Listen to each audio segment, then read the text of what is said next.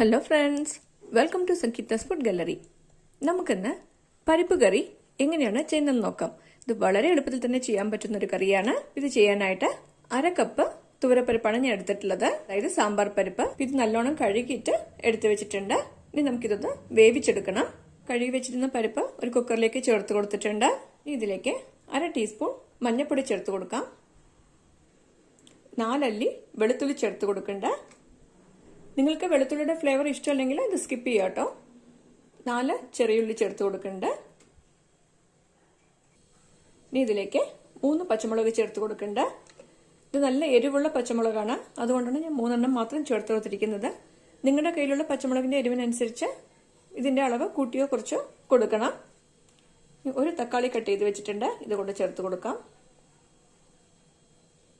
ഇനി ഇതിലേക്ക് കുറച്ച് കായത്തിന്റെ പൊടി കൂടെ ചേർത്ത് കൊടുക്കാം. ഇതിലേക്ക് വെള്ളം ചേർത്ത് കൊടുക്കാം. ഞാനിപ്പോൾ 1/2 കപ്പ് വെള്ളം ചേർത്ത് കൊടുത്തിട്ടുണ്ട്. ഇനി കുക്കർ ക്ലോസ് ചെയ്തിട്ട് 4 വിസിൽ വെച്ച് ഇതൊന്ന് വേവിച്ചെടുക്കണം. ഇപ്പൊ കണ്ടില്ലേ, പരിപ്പൊക്കെ നന്നായിട്ട് വെന്ത് വന്നിട്ടുണ്ട്. ഒരു തവി വെച്ച് ഇതൊന്ന് മിക്സ് ചെയ്ത് കൊടുക്കാം. ഇത് ഒരുപാട് നൈസായിട്ട് ഉടച്ചു കൊടുക്കേണ്ട ആവശ്യമില്ല കേട്ടോ. ഇത് ഇതുപോലെ വേണം ഉടച്ചെടുക്കാൻ. ഇനി നമുക്കിതിലേക്ക് താളിച്ച് ചേർക്കണം. ഒരു കടായിലേക്ക് 1.5 ടേബിൾ സ്പൂൺ വെളിച്ചെണ്ണ ചേർത്തിട്ട് ചൂടാക്കാനേ വെച്ചിട്ടുണ്ട്. നിങ്ങൾക്ക് വെളിച്ചെണ്ണയോ സൺഫ്ലവർ ഓയിലോ ഏത് വേണമെങ്കിലും ചേർത്ത് കൊടുക്കാം. ഈ എണ്ണ ഒന്ന് ചൂടായി വന്നിട്ടുണ്ട്. ഇതിലേക്ക് 1/4 ടീസ്പൂൺ കടുക് ചേർത്ത് കൊടുക്കാം. ഇതിലേക്ക് 1/2 ടീസ്പൂൺ ജീരകം കൂടെ ചേർത്ത് കൊടുക്കുന്നുണ്ട്.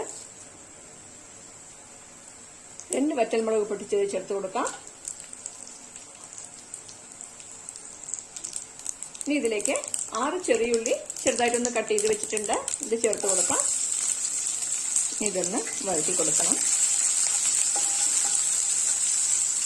കുറച്ച് കറിവേപ്പില കൂടെ ചേർത്ത് കൊടുക്കാം.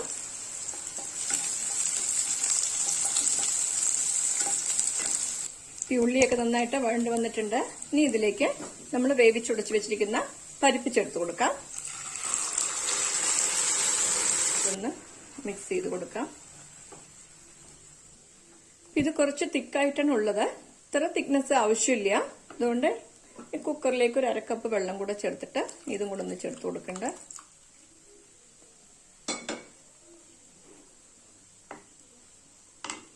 ആവശ്യത്തിന് ഉപ്പ് കൂടെ ചേർത്ത് കൊടുക്കാം.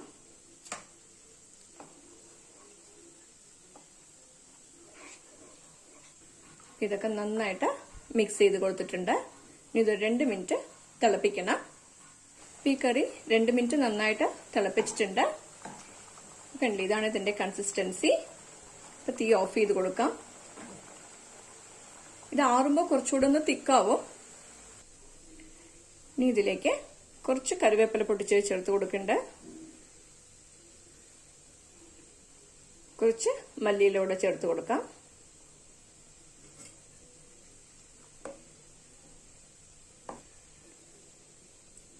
ഇപ്പോൾ അടിപൊളി ടേസ്റ്റിൽ വളരെ ഈസി ആയിട്ട് ചെയ്യാൻ പറ്റുന്ന നമ്മുടെ പരിപ്പ് കറി റെഡി ആയിട്ടുണ്ട്. ഇത് ചോറിന്റെ കൂടെയും ചപ്പാത്തിയുടെ കൂടെ എല്ലാം കഴിക്കാൻ വളരെ നല്ലൊരു കോമ്പിനേഷനാണ്.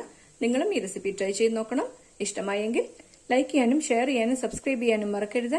നിങ്ങളുടെ ഫീഡ്ബാക്ക് അറിയിക്കുകയും വേണം. Thanks for watching.